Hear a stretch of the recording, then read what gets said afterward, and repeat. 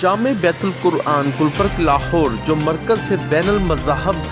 ہم آہنگی کا، یہاں پر سید مفتی عاشق حسین نے تمام مسالک اور مذاہب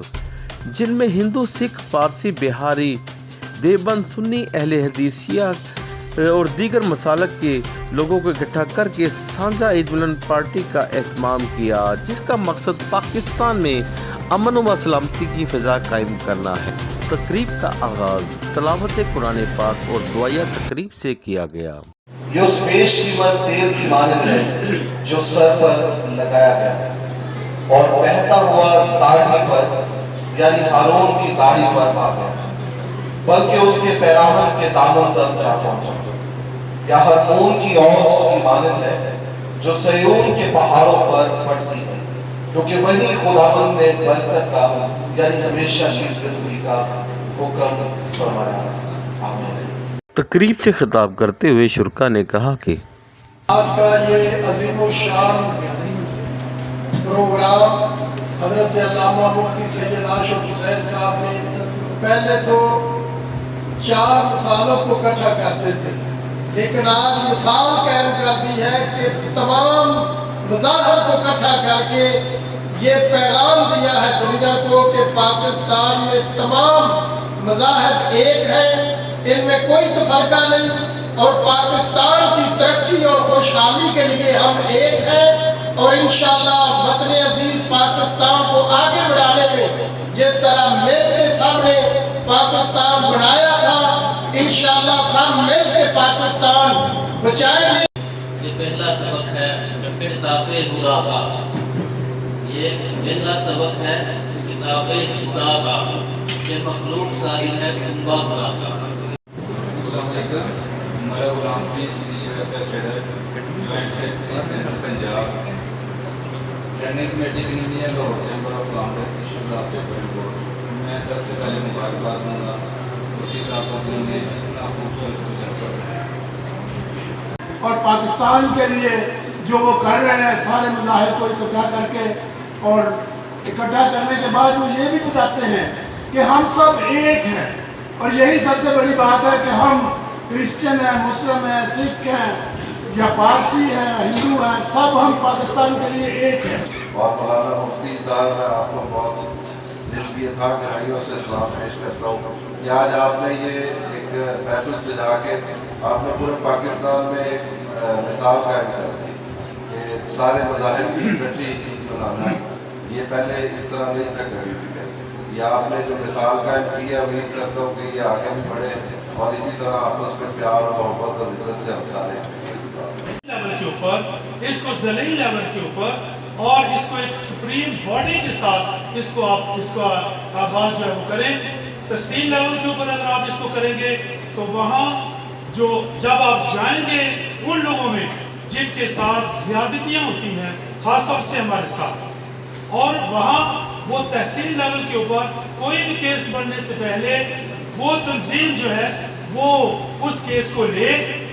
اس کیس کی جانچ پڑتال کرے، بجائے اس کے کہ اسپیکر میں اناؤنس ہو جائے کہ اڑا دو، جلا دو، گھراؤ کر لو ان کا۔ تو سب سے پہلے، کیونکہ آپ یہاں مفتی صاحبان میں بیٹھے ہوئے ہیں اور آپ اس کے اوپر زیادہ بہتر طریقے سے کام کر سکتے ہیں۔ آج کا یہ پروگرام جو اپنی انفرادیت اور خصوصیت رکھتا ہے کہ ہم ہر مذہب کا تہوار تو مناتے رہے ہیں، لیکن آپ نے آج یہ سانجھی عید کا اہتمام کیا ہے جس میں پاکستان میں بسنے والے تمام مذاہب کی نمائندگی موجود ہے، اور ہم سب یہاں پر عید منانے کے لیے جمع ہیں، اور عید تب ہی ہوتی ہے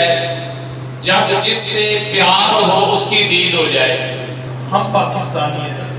ہم پاکستان ہیں، اور پاکستانی اور پاکستان صرف پیار، محبت اور امن کو فروغ دینے والا ہے۔ تو سب مل کر جب اکٹھے ہو کر ہم ایک دوسرے کی خوشی میں شامل ہوتے ہیں تو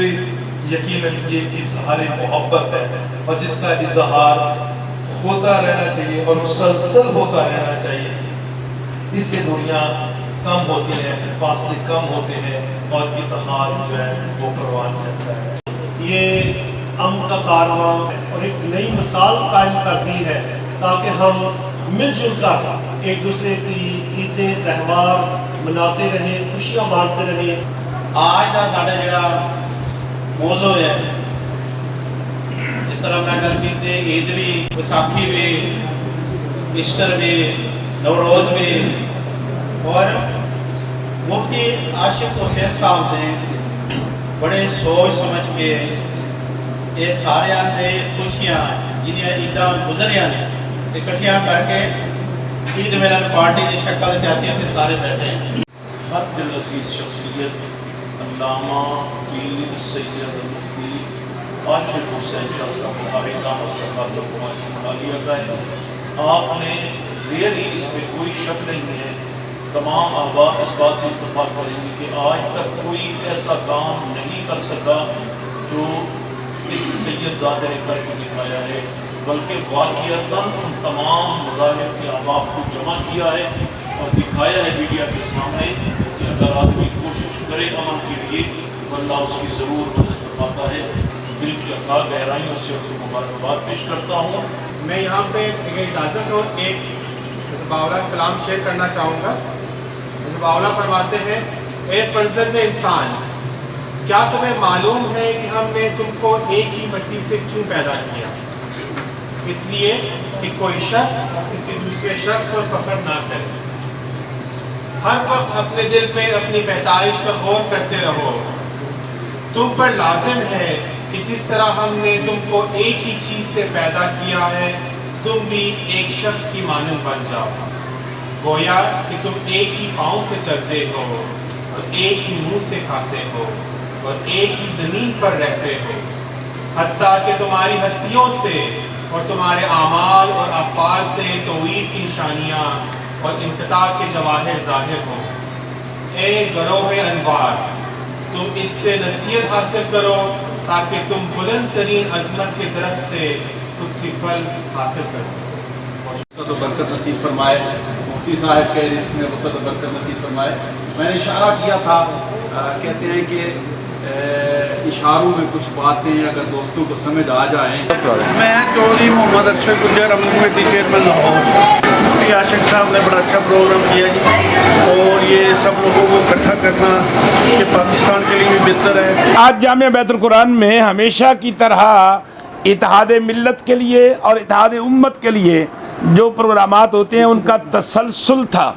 مارچ اور اپریل میں بہت قریب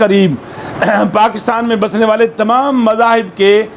دینی اور ان کے مذہبی تہوارات آئے۔ مسلمانوں کی ہماری عید الفطر 10 اپریل کو تھی، اور مسیحوں کی عید ایسٹر ڈے جو ہے وہ 31 مارچ کو تھی، اور اسی طرح 14 اپریل کو پاکستان کے اندر بسنے والے سکھوں کی بیساکھی کی صورت میں ان کا تہوار تھا۔ اور تھوڑا سا پیچھے چلے جائیں تو پاکستان میں بسنے والے بہائیوں کی عید رضوان بھی مارچ میں تھی۔ پاکستان میں بسنے والے جو پارسی ہیں ان کی عید بھی مارچ میں تھی۔ ہم نے آج جامعہ بیت القرآن میں ہندو، سکھ، مسیحی، مسلمان، پارسی، بہائی، شیعہ، دیوبندی، بریلوی، اہل حدیث، تمام مکاتب فکر اور مذاہب کے نمائندہ شخصیات کو بلا کر سانجھا عید ملن میلے کا اہتمام کیا، جس کو سارے شرکاء نے ان لفظوں کے ساتھ سراہا کہ واقعی آج یہ ایک خوبصورت پاکستان کا منظر جامعہ بیت القرآن پیش کر رہا ہے، اور آج ہمیں اس احساس کمتری سے نکال کر اس احساس برتری میں اس تقریب نے شامل کر دیا ہے کہ ہم فخر سے کہہ سکتے ہیں کہ یہ پاکستان ہمارا ہے۔ یہ جو دعویٰ کرتا ہے کوئی اکثریت اور اقلیت کا کہ فلاں اقلیت ہے، اکثریت ہے، پاکستان اکثریت والوں کا ہے، اقلیت والوں کا نہیں، یہ دعویٰ پاکستان کی سلامتی کے خلاف ہے۔ جس کا پاکستان کا نیشنل کارڈ ہے وہ اکثریت والوں جتنا ہی پاکستان کا مالک اور حقدار ہے۔ یہی پیغام گورنر پنجاب کے سابق ایڈوائزر کامران پرویز چودھری صاحب نے بھی آج کی پریس کانفرنس میں دیا۔ اور ایک آخر میں جو میسج ہم دینا چاہتے ہیں وہ سوشل میڈیا پر نادانی کے ساتھ